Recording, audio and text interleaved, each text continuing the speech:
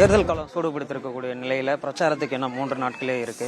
ராயபுரம் களம் எப்படி இருக்கு பாக்குறீங்களே? களம் நல்லா இருக்கு, வரவேற்புலாம் பயங்கரமா இருக்கு. போற இடத்தெல்லாம் திருவிழா கோலம் தான். இல்லாதப்பட்ட குடிசை பகுதியில் வந்தா கூட அது திருவிழா கோலமா மாறுது. அது நம்ம தளபதி விஜய் அண்ணாவோட எழுச்சி தான். இங்க பாத்தீங்கன்னா ஒரு 2 வீலர் கூட உள்ள வர முடியாத சூழ்நிலை. அப்படியாப்பட்ட ஏரியால இங்க மக்கள் அவ்வளவு கஷ்டப்படுறாங்க. அவங்க கூட விஜய் அண்ணா பத்தி தான் பேசுறாங்க. அவர் தான் இந்த வாட்டி வருவாருன்றாங்க, அவர் தான் ஆட்சி அமைப்பாருன்றாங்க. அப்படின்னும் போது நம்ம போற இடம்லாம் தளபதி விஜயோட ஆளை தான். எந்த இடத்துலயும் இந்த பகுதிகளை பார்த்தோம்னா ரொம்ப மிக ஏழை மக்கள் அதிகமா இருக்கக்கூடிய பகுதிகளா இருக்கு. இந்த மக்களுக்கு நீங்க என்ன வாக்குறுதி கொடுத்திருக்கீங்க? இந்த மக்களுக்கு எல்லாத்தையும் செஞ்சுட்டேன்னு அண்ணன் ஜெயக்குமார் சொல்றாரு. இந்த பகுதி பேர் நம்ம நீங்களே சொல்லுங்கம்மா, கேட்டுங்க, அவங்ககிட்ட கேளுங்க. அவங்க சொல்றாங்கல்ல இந்த பகுதி மக்களுக்கெல்லாம் நம்ம ஜெயக்குமார் அண்ணன் அடிப்படை வசதி எல்லாத்தையும் செஞ்சிட்டாரு அப்படி சொல்றாரு.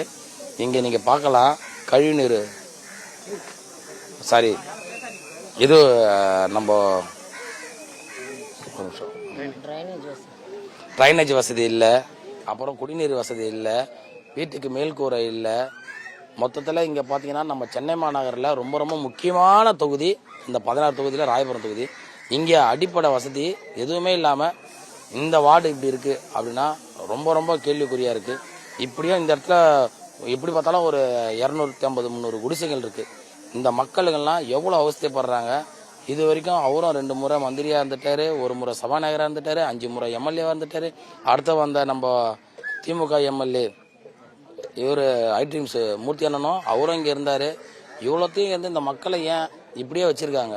அவங்க இப்போ வரைக்கும் இந்த மக்களை ஓட்டா மட்டும்தான் பார்க்குறாங்க. இந்த மக்களுக்கு ஏதாவது ஒன்று பண்ணி கொடுங்கன்னு நினச்சாங்கன்னா அவங்க பண்ணி கொடுக்கலாமே. இப்போது தாமு நாளைக்கு பண்ண போகிறேன்னா தாமு பாக்கெட்லேருந்து எடுத்து கொடுக்க போகிறதில்ல, அரசாங்கம் பண்ண தானே கொடுக்க போகிறீங்க. அதை கொடுக்குறதுல என்ன ஆகுது? அதனால் கண்டிப்பாக தளபதி என்ன ஆட்சி அமைஞ்ச உடனே இந்த இடத்துல என்ன பண்ண முடியுமோ அடிப்படை வசதி எல்லாத்தையுமே செஞ்சு தரப்படணும்னு நான் மக்கள்கிட்ட உத்தரவாதம் கொடுக்குறேன், வாக்குறுதியாக கொடுக்குறேன். அதே தான் நான் இங்கேயும் சொல்றேன். நீங்க ராயபுரத்துக்கு பிரத்யேகமான சில வாக்குறுதிகள்லாம் கொடுத்திருந்தீங்க. ஏஐ ஆய்வகம் அமைக்கப்படும், ஆட்டோ ஓட்டுநர்களுக்கு காப்பீடு அப்படின்னு நிறைய சொல்லியிருந்தீங்க. ராயபுரத்தை பொறுத்த வரைக்கும் அதிக அளவிலான மீனவர்கள் வசிக்கக்கூடிய பகுதி. ஏற்கனவே தேர்தல் அறிக்கைகளை நிறைய சொல்லியிருக்காங்க. அந்த அடிப்படையில் ராயபுரத்துக்கான தனிப்பட்ட மீனவர்களுக்கான வாக்குறுதிகளா என்ன கொடுக்குறீங்க? அதுதான் ஏற்கனவே நம்ம தளபதி விஜய் நான் சொன்ன வாக்குறுதிகள்லாம் அதுதான் உங்களுக்கே தெரியுமே. ஏற்கனவே 8000 ரூபாய் கொடுத்துருந்தாங்க. இந்த மீன் பிடிக்கும் தடைக்காலம் வரும்போது அந்த 8000 ரூபாய் கரெக்டாக போய் சேராது. அதெல்லாம் உங்களுக்கு தெரியுமா தெரியாது. ஏன்னா எங்கள் ஏரியாவில் இருக்கிற மீனவ சமுதாய மக்கள்லாம் சொல்லுவாங்க, திருவண்ணூர் குப்பத்தில் இருக்கிறவங்களாம் சொல்லுவாங்க, அந்த 8000 ரூபாய் பணம் வாங்கிறதுக்குள்ளே போதும் ஆகிடும் அப்படின்வாங்க. அப்படியாப்பட்ட அரசாங்கம் தான் இந்த அரசாங்கம்.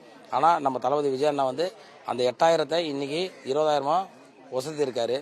அதுவும் இல்லாமல் காப்பீட்டு திட்டம் ஒன்று அறிவிச்சிருக்காரு. அந்த காப்பீட்டு திட்டம் அவங்களோட காலத்தில் எப்படி இருந்ததுன்னா அந்த காப்பீட்டு திட்டம் 7 வருஷம் கழிச்சு தான் அதை கிளைமிங் பண்ண முடியும். ஆனால் இப்போ விஜய் அண்ணா பொறுத்த வரைக்கும் என்ன சொல்லிட்டாருன்னா 6 மாதத்துலேருந்து 7 மாதத்துக்குள்ள அதை கண்டறிந்து அந்த விஷயத்த கண்டிப்பாக சரி பண்ண முடியும். அவங்களுக்கு தேவை அந்த மீனவர் சமுதாயன்ற அந்த பதிவு மட்டும் இருந்தால் போதும். அதுக்கு உண்டானதை நம்ம காப்பீடு திட்டத்தில் கிளைம் பண்ணி கொடுக்கலாம். மீனவர்களுக்கான வருவாயை பெருக்குவதற்காகவும் அந்த தேர்தல் அறிக்கையில சொல்லியிருந்தாங்க. அதை எப்படி அமல்படுத்த போறீங்க? அது எந்த அளவுக்கு சாத்தியமானது? இப்போ மீன் உற்பத்தி இங்கே நம்ம மீன் இங்கேருந்து கொள்முதல் பண்ணுற இது விஷயம் இங்கே இல்லை. அதனால இந்த இடத்துல ஒரு ஃபேக்ட்ரி, ஐஸ் ஃபேக்ட்ரி மாரி நம்ம இங்கே மீனை பலப்படுத்தி அதுக்குண்டானதை நம்ம சரி பண்ணி அதை இங்கிருந்து கொள்முதல் பண்ணுற மாதிரி அப்படி ஒரு நிலைமையை கண்டிப்பாக இந்த மீனவர் அதிகமாக வசிக்கும் இந்த தொகுதியில் அந்த விஷயத்த முன்னிறுத்து அந்த வேலையை தான் பார்க்கணும்னு சொல்லிட்டு தளபதியும் சொல்லியிருக்காரு. அந்த விஷயத்தை நான் முன்னெடுத்து நடத்துவேன்.